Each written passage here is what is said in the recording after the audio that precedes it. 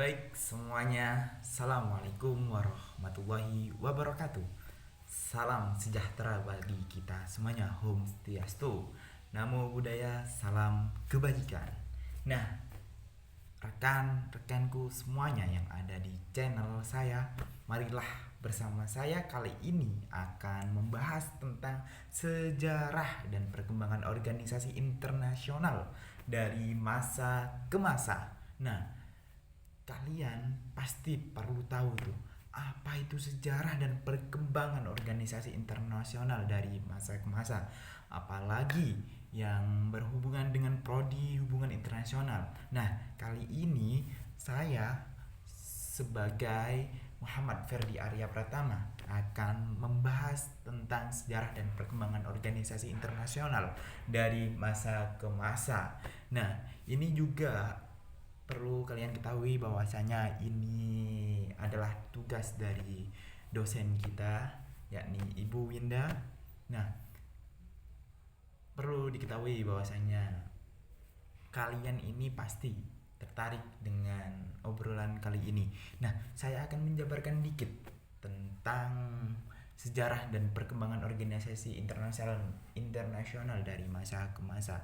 Nah, kawan-kawanku semuanya yang ada di dalam YouTube kali ini.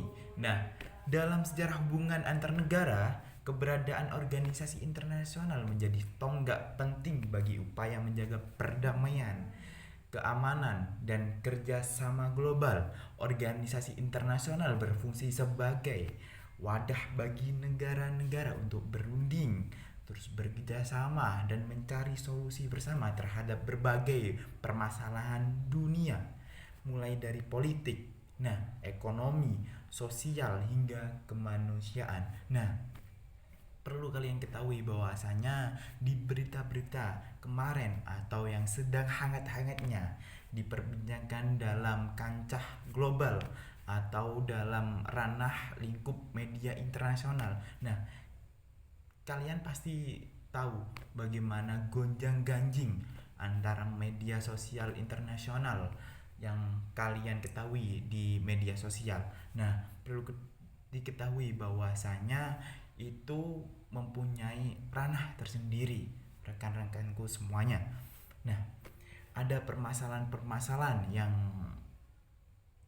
dibahas di media tersebut, mulai dari masalah politik, ekonomi, sosial hingga kemanusiaan, seperti perang antara Palestina dengan Israel yang tak ada ujung-ujungnya berhenti, kawan-kawanku semuanya. Nah, kemarin-kemarin kan ada kebijakan bahwasanya seluruh negara itu diwadahi oleh organisasi PBB. Nah, ini yang perlu kalian ketahui. Nanti saya akan bahas terkait PBB. Nah, organisasi PBB ini adalah organisasi internasional ya kawan-kawan. Nanti kita bahas di ujung atau akhir dari pembahasan saya. Nah, terus lanjut lagi. Nah, kemarin itu ada kebijakan bahwasanya banyak negara yang setuju bahwasanya Palestina ini merdeka dan hanya beberapa negara yang tidak setuju. Karena apa? Karena tekanan dari negara lain. Nah, ujung yang melakukan apa? Yang melakukan semuanya, dalam semuanya Israel itu adalah negara Amerika Serikat. Maka dari itu, negara lain yang tidak setuju atau yang sudah yang namanya sudah berhubungan bekerjasama baik dengan Amerika Serikat, makanya dia takut dengan ancaman yang diterapkan oleh Amerika Serikat jikalau ikut mendukung Palestina itu merdeka.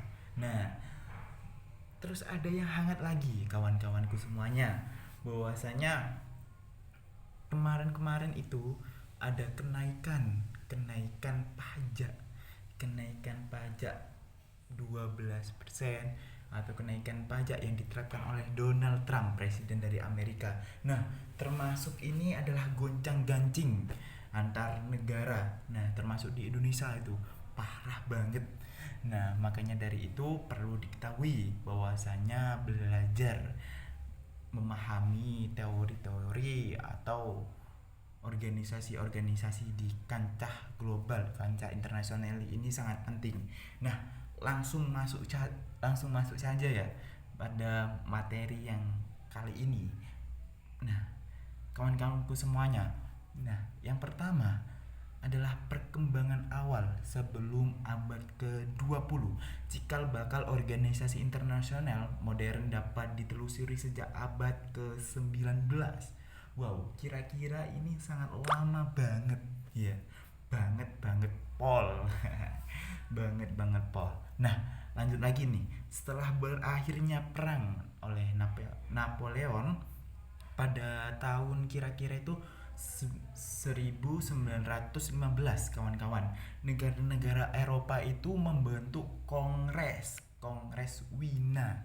Kongres itu apa sih? Perkumpulan antara negara-negara. Nah, habis membentuk Kongres Wina yang melahirkan yaitu namanya Concord of Eropa, suatu sistem koordinasi antara negara untuk menjaga keseimbangan kekuasaan dan mencegah perang besar. Nah, zaman dahulu itu perang itu sangat besar sekali, kawan-kawan.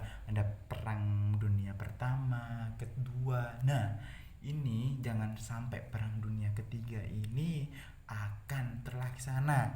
Nah, makanya marilah kita jaga bumi ini, negara ini, termasuk negara Indonesia ini, dari perpecahan lewat dari politik maupun lewat dari media sosial yang ngeframe yang tidak lazim gitu. Makanya kita sebagai Gen Z harus mencegah perang dunia ketiga supaya dunia ini makin damai, tentram, sejahtera. Oke, lanjut lagi kawan-kawanku semuanya. Nah, habis membentuk Congress of Europa, itu munculnya koordinasi antar negara untuk menjaga keseimbangan kekuasaan dan mencegah perang besar. Nah, walau belum berbentuk lembaga tetap, sistem ini menjadi inspirasi bagi pembentuk organisasi internasional di masa berikutnya, kawan-kawanku semuanya. Nah, ini pada pertengahan abad ke-19 perlu diketahui bahwasanya lahir organisasi internasional bersifat teknis seperti International Telegraph Union. Kira-kira itu pada tahun 1965 kalau nggak salah. Nah, terus juga ada organisasi lain yakni Universal Postal Union pada tahun 1974. Nah, selisihnya itu sedikit, kawan-kawan. Nah, organisasi ini menandai pergeseran dari kerjasama politik ke kerjasama fungsional untuk menunjukkan bahwa negara-negara mulai menyadari pentingnya koordinasi dalam bidang teknologi, ekonomi, dan komunikasi tentunya. Nah, baik kawan-kawanku semuanya, langsung saja menuju ke era Liga Bangsa-Bangsa. Nah, saya bocorkan sedikit ya, kawan-kawan. Nah, ini era Liga Bangsa-Bangsa ini didirikan pada tahun perkiraan 1919 sampai 1946.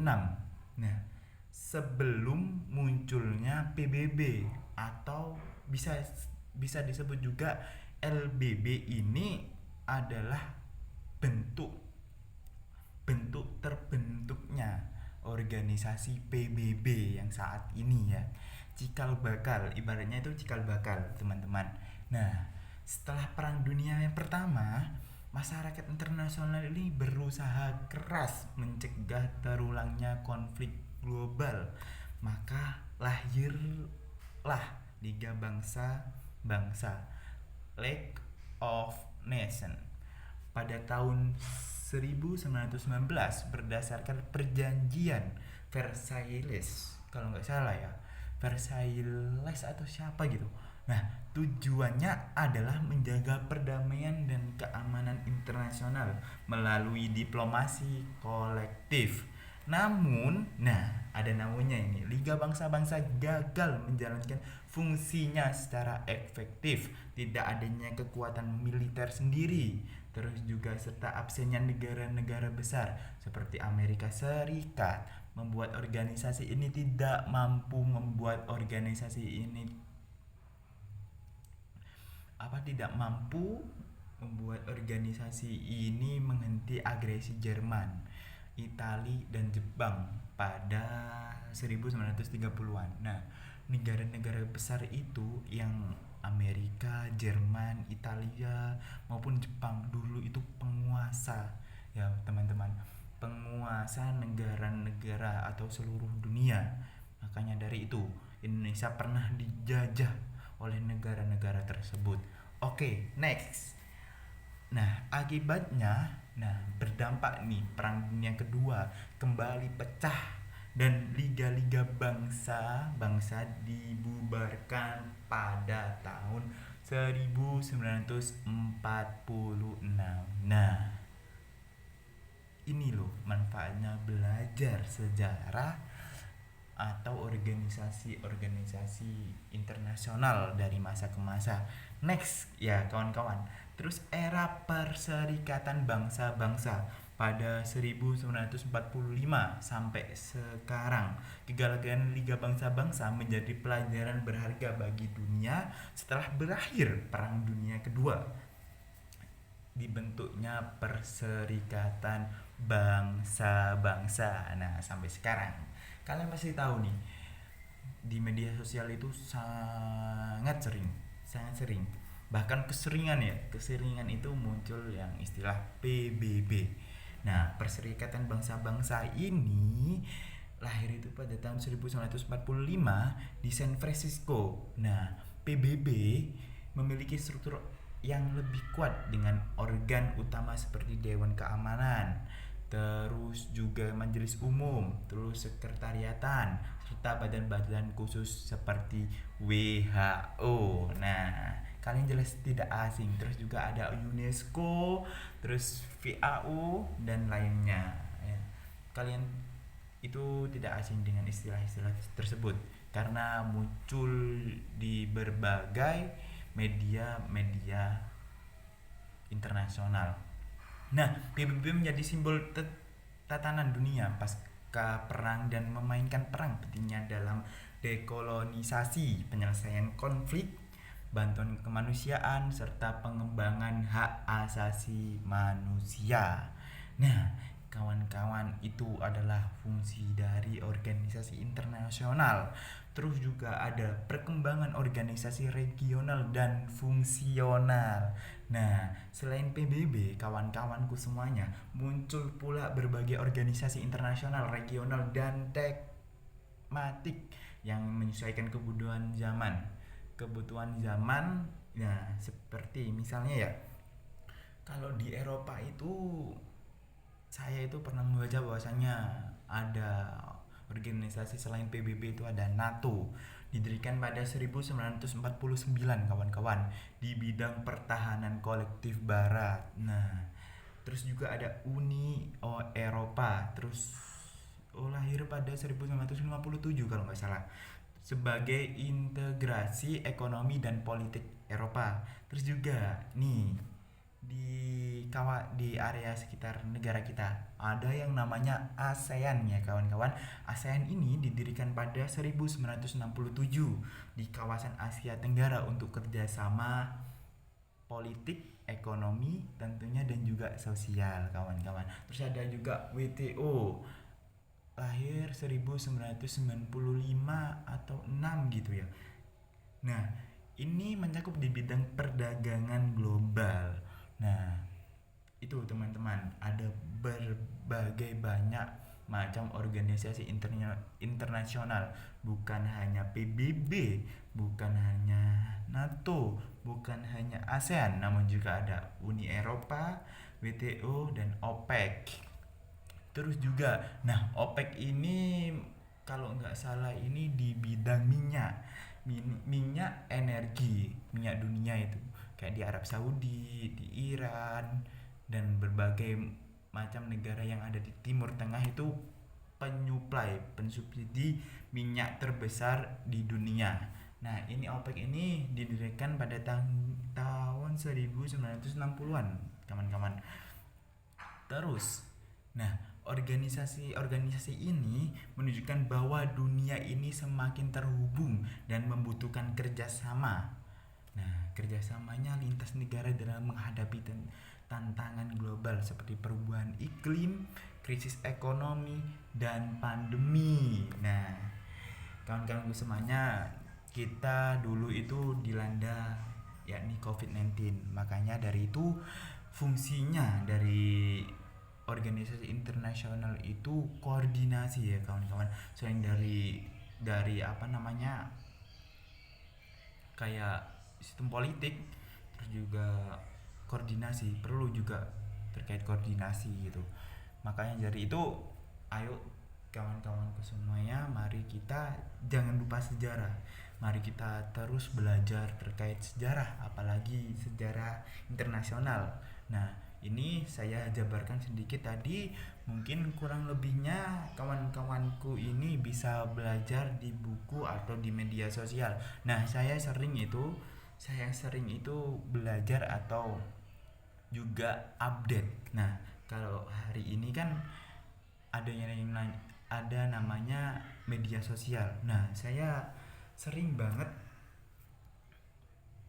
update berita-berita di media sosial, termasuk Instagram, Twitter, banyak itu. Media-media internasional itu selalu mengupdate bahwasanya ada apa sih hari ini di kancah negara internasional, ada kebijakan apa yang diterapkan, terus juga berbagai macam kerjasama apa yang sudah dijalani oleh negara A dan B gitu teman-temanku semuanya. Nah, itu uh, penjabaran sedikit dari saya. Kurang lebihnya saya mohon maaf yang sebesar-besarnya. Allahumma fiqh hakum tarik. Assalamualaikum warahmatullahi wabarakatuh. Saya Muhammad Ferdi Arya Pratama, Prodi Hubungan Internasional semester 3 dari Fakultas Ilmu Sosial dan Politik Universitas Darul Ulum Jombang. Sihai kawan-kawanku semuanya.